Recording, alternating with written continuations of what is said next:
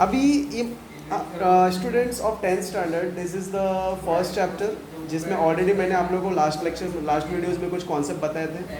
अभी हम लोग जो करने जा रहे हैं वो फर्स्ट है morphological evidence, second we will do that is anatomical evidence, and third will do vestigial organ, and fourth will do palaeontological evidence. तो ये चार कॉन्सेप्ट अपने को करने का है जो पेज नंबर 4 और 5 पे दिए हैं, ठीक है। तो सबसे पहले हाँ मॉर्फोलॉजिकल एविडेंस के बारे में देखेंगे। मॉर्फोलॉजिकल एविडेंस होता क्या है? अभी देखोगे तो सबका एनिमल का सेम, सबका नाक एक ही जगह पे है, आँख उसी पोजीशन पे है, कान उसी पोजीशन पे है, मतलब सिमिलैरिटी है। सेम ऐसे प्लांट्स में पत्ते का कलर ग्रीन है, पत्ता लॉन्ग है, सबका कलर सेम है। तो इससे अपने को क्या मालूम पड़ता है कि इन लोग का जो एंसेस्टर रहेगा, पूर्वज रहेगा, वो सेम रहेगा। इसको बोलते हैं मॉर्फोलॉजिकल एविडेंस। क्या बोलते हैं इसको? देखो, various similarities like structure of mouth, position of eye, structure of nostril and ear pinnae and thickly distributed hairs on body are seen in animals. मतलब बहुत सारी सिमिलैरिटीज दिखती है। हाँ, various similarities, the structure of mouth, position of eyes, structure of nostril, right, are seen in the animals, animals में दिखता है। Whereas similarities in character like leaf shape, leaf vegetation, leaf petiole, etc. occur in plants. मतलब animal में भी similarity दिखता है, plants में भी सिमिलैरिटी दिखता है। This indicate that there are some similarity in those group and hence it prove that their origin must be same and must have common ancestor. तो उनका जो ऑरिजिन होगा, उनके जो पूर्वज रहेंगे, क्या रहेंगे? सेम रहेंगे। तो उसको बोलते हैं morphological evidence. Is this clear? अब इसको स्मॉल करके से कैसे लिखने का देखो। Then first point you can write various similarities like structure of mouth, position of eyes, structure of nostril and ear pinnacle are seen in animals. ये किस में दिखता है? Animals में दिखता है। तो ये बीच वाला लाइन पढ़ने की जरूरत नहीं है। तो various similarities like structure of mouth, position of eyes, structure of nostril and ear pinnacle are seen in the animals. Whereas second point here, whereas similarities in character like leaf shape, leaf vegetation, leaf petiole occur in case of plants. Plants के case में होता है। This will be the second point. Third point, hence it prove that, इससे prove होता है their origin must be same and must have common ancestor. उनके origin क्या रहेंगे? सेम रहेंगे और कॉमन एंसेस्टर रहेगा। तो पहला पॉइंट जो आएगा वेरियस से लेके सीन इन एनिमल्स तक, ये दो लाइन कैंसिल कर देना है। उसके बाद सेकंड पॉइंट वेरियस से लेके प्लांट्स तक, right, and third point will be hence से लेके एंसेस्टर तक। This 3 points will be the answer of morphological evidence, ठीक है। Next question is anatomical evidence, right. इसमें अगर हम लोग देखेंगे, इसमें ध्यान से सुनना, if you carefully observe the pictures, अगर हम लोग पिक्चर ऑब्जर्व करेंगे, there doesn't seem any superficial similarity between human hand, हाँ, और ये क्या है? ये फॉरलेग, flipper of whale and patagium of bat.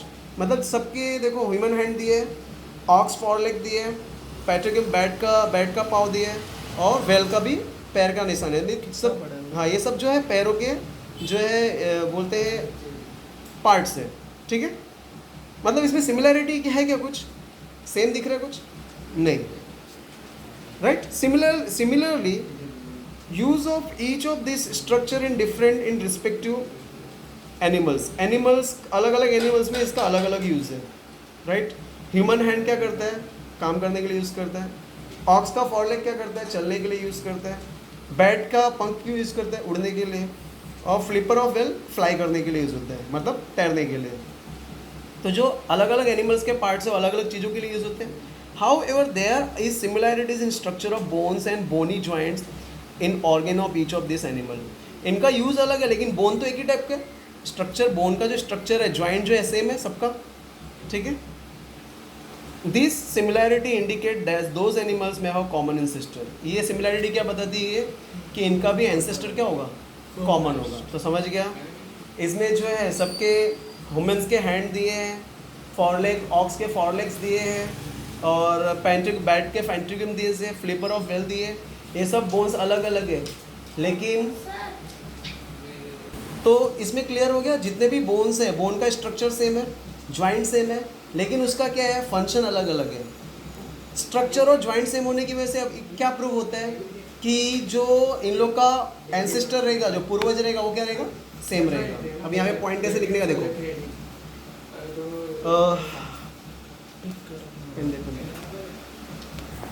We can see this paragraph tick mark I already given. Similarities between human hand, ox foreleg, flipper of well and panting of bat. मतलब similarity होती है human hand में, ox के foreleg में, flipper of whale में and painting in a bat में. Similarly use of each of those structure is different respect to animals. इनका जो यूज है अलग अलग एनिमल्स में अलग अलग है.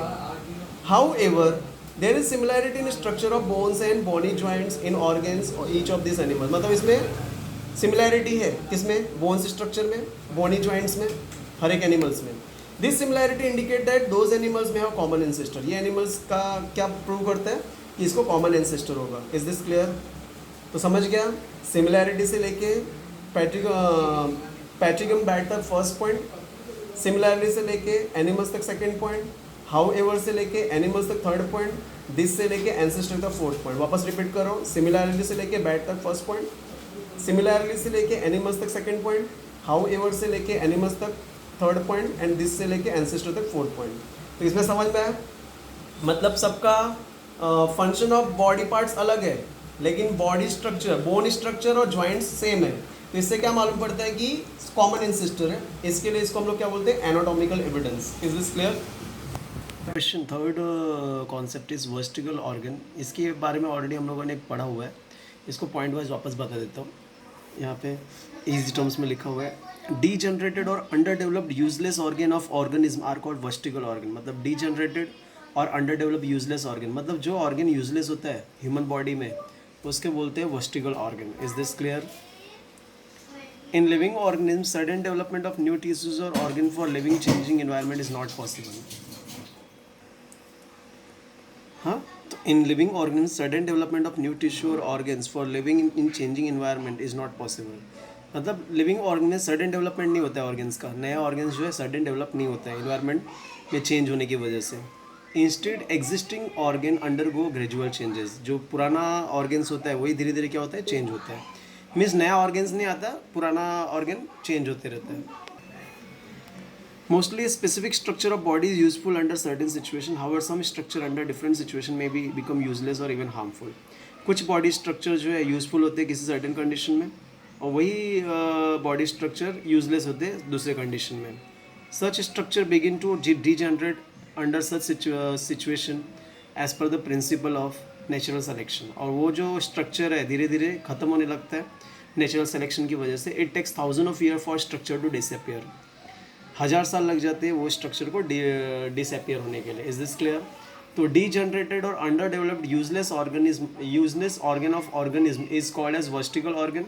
राइट, मतलब जो ऑर्गन यूजलेस होते हैं जिसका कोई यूज़ नहीं है उसको बोलते हैं हम लोग vestigial organ. In living organism sudden development of new tissue और organs for living in changing environment is not possible. किसी भी लिविंग ऑर्गेनिज्म में नया टिश्यू सडन डेवलपमेंट नया सडनली डेवलप नहीं होता है. Instead existing organ undergo gradual changes. Existing organ क्या होता है, चेंज हो जाता है.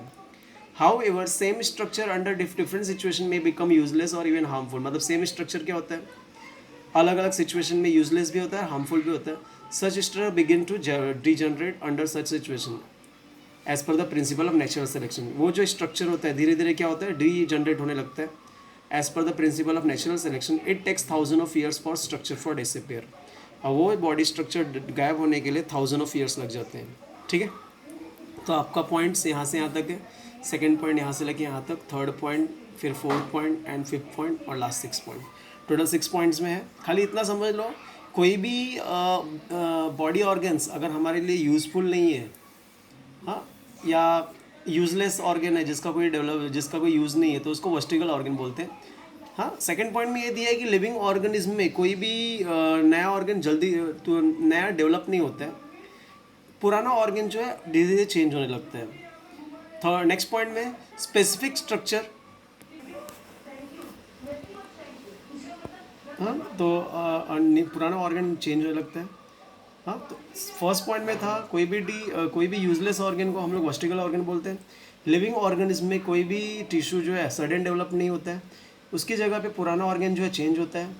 स्पेसिफिक स्ट्रक्चर जो होता है बॉडी में कभी कभी यूज़फुल भी होता है, कभी कभी हार्मफुल भी होता है. Such structure begins to degenerate under such situation as per the principle of natural selection. वो जो स्ट्रक्चर होता है जो हार्मफुल होता है वो धीरे धीरे खत्म होने लगता है नेचुरल सिलेक्शन की वजह से। It takes 1000 of years for structure disappear और 1000 ऑफ ईयर्स लगते हैं किसी भी बॉडी स्ट्रक्चर को डिसअपियर होने के लिए। This is called vestigial organ. Okay, this is the answer of vestigial organ. Next is palaeontological evidence.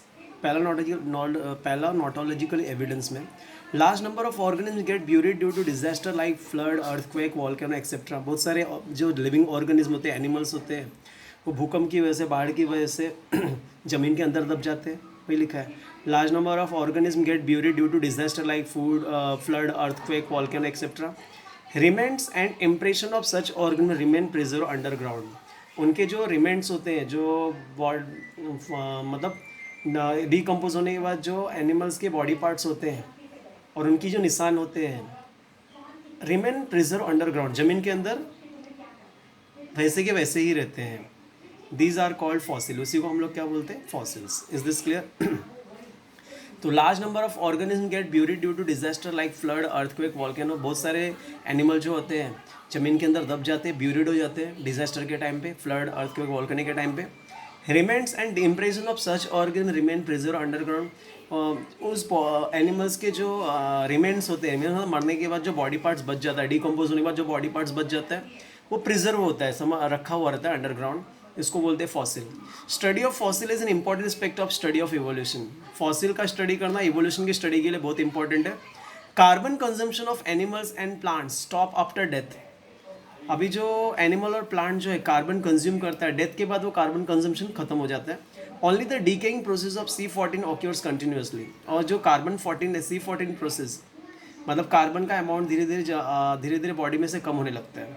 इसी को बोले carbon consumption of animals and plants stop after death. Death के बाद कार्बन कंजम्पशन जो होता है एनिमल और प्लांट का, वो खत्म हो जाता है। Only the decaying process of C14 occurs continue. धीरे धीरे डीकेइंग प्रोसेस C14 चालू हो जाता है। डीकेइंग प्रोसेस ऑफ C14 मतलब कार्बन का क्वांटिटी धीरे धीरे कम होने लगता है। In case of dead bodies of plants and animals, instead of remaining constant, the ratio between C14 and C12 changes continuously as C12 is non-radioactive. मतलब dead bodies में क्या होता है? In case of dead bodies of plants and animals, instead of remaining constant, मतलब remain जो है body का parts जो होता है वो सेम रहता है। रेशियो जो होता है between C14 and C12 change continuously, मतलब कार्बन का जो क्वांटिटी है C14 से C12 में आ जाता है, एंड C12 जो है लास्ट स्टेप है। Okay, the time pass since the death of the plant और animal can be calculated by measuring the radioactive of C14 and ratio of C14 to C12 present in their body. तो कितना time हो गया उसको death हो के, उसको ये रेडियो एक्टिव से ही काउंट करते हैं C14 से C12 के बीच में। Is this clear? Time pass since the death of plant and animals can be calculated by measuring radio active of C14 and ratio of C14 to C12 present in the carbon dating method. Is this clear? मतलब कितना time pass हुआ death होने के बाद, plant और animals का death के बाद कितना टाइम बीत गया है, उसको मेज़र करने के लिए C14 टू C12 का रेशियो फाइंड आउट करते हैं बॉडी के अंदर, जिसको C14 से C12 का रेशियो प्रेजेंट है उसके बेस पे। इसको कार्बन डेटिंग मेथड बोलते हैं। It is use in palaeontology and anthropology for determining the age of human fossils and manuscript. तो ह्यूमन फॉसिल का एज कितना है, मैन्यूस्क्रिप्ट का एज कितना है, वो पैलेंटोलॉजी और एंथ्रोपोलॉजी में यूज़ होता है। Is this clear? तो इसको एक बार रिपीट कर दे रहा हूँ। First point, large number of organism get buried due to disaster like flood, earthquake, volcano etcetera. बहुत सारे जो एनिमल्स होते हैं, लिविंग ऑर्गेनिज्म होते हैं, ज़मीन के अंदर दब जाते हैं डिजास्टर की वजह से। Remnants and impression of such organ remain preserve underground. उनके जो बॉडी पार्ट्स होते हैं, उनके जो डिकम्पोज होने के बाद जो बॉडी पार्ट्स होते हैं वो ज़मीन के अंदर प्रिजर्व रहते हैं, उसी को हम लोग फॉसिल बोलते हैं। Study of fossil is an important aspect of study of evolution. Fossil का स्टडी इवोल्यूशन की स्टडी के लिए बहुत इंपॉर्टेंट है। Carbon consumption of animals stop after death. Death के बाद कार्बन कंजम्पशन खत्म हो जाता है। Since then only the decaying process of C14 occurs continue. उसी टाइम से C14 का डीकेइंग प्रोसेस चालू हो जाता है। In case of dead bodies के केस में plant and animals instead of remaining constant, the ratio between C14 C12 change continuously. Right? In dead bodies के केस में रिमेन जो होता है, बॉडी रिमेन सेम होता है, लेकिन जो रेशियो होता है कार्बन का C14 से C12 में चेंजेस होने लगता है continuously. As C12 is non radio active, क्योंकि C12 एक लास्ट स्टेप है. Time passed since the death of plant or animal can be calculated by measuring radioactive of C14 and ratio of C14 to C12. मतलब कितना time बीत गया death होने के बाद एनिमल्स के, तो उसके टाइम को कैलकुलेशन करने के लिए रेडियो एक्टिव C14 यूज़ करते हैं, जिसका रेशियो है C14 से C12 के बीच में. इसको बोलते हैं carbon dating method. This method is use in palaeontology and anthropology for determining the age of human fossil. ये ह्यूमन फॉसिल्स का डेड बॉडी का टाइम कितना हो गया वो कैलकुलेशन करने के लिए यही मेथड यूज़ होता है पैलेनोटोलॉजी एंड एंथ्रोपोलॉजी में. Is this clear?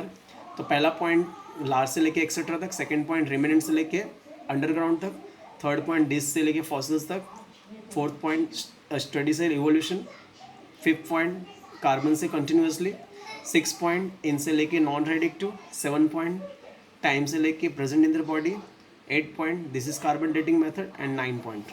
तो टोटल 9 पॉइंट्स में आंसर्स दिया हुआ है. First, second, third, fourth, fifth ये है, सिक्स, 7, 8, 9, टोटल 9 पॉइंट्स है. Then total today's homework you have to complete morphological evidence, first short notes, second short notes anatomy evidence, third short notes is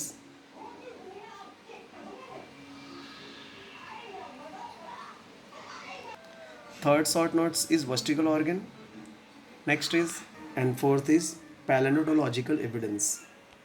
And today you have to write the answer of these four short notes: morphological evidence, anatomical evidence, vestigial organ and palaeontological evidence. ये 4 short notes आपको लिखने. कोई भी doubt रहेगा तो पूछिए.